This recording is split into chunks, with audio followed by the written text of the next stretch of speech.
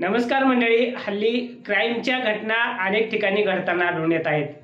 परंतु इंदापूर तालुक्यामध्ये एक अजब प्रकारचा गुन्हा घडलेला समोर आलाय. एका विवाहित महिलेची हत्या करून आरोपी स्वतःहून पोलीस स्टेशनमध्ये हजर झाल्याची घटना इंदापूर तालुक्यामध्ये घडली.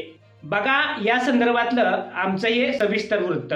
इंदापूर तालुक्यातील निमगाव केतकी गावात एका विवाहित महिलेचा खून झाल्याची धक्कादायक घटना घडली आहे.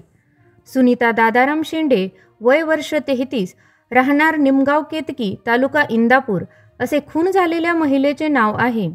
दरम्यान या प्रकरणी आरोपी ज्ञानेश्वर बबन रासकर, राहणार सुरवड, तालुका इंदापूर, जिल्हा पुणे यांच्या विरोधात इंदापूर पोलिसात गुन्हा दाखल करण्यात आला असून सदर आरोपी स्वतःहून इंदापूर पोलीस स्टेशनला हजर झाला आहे.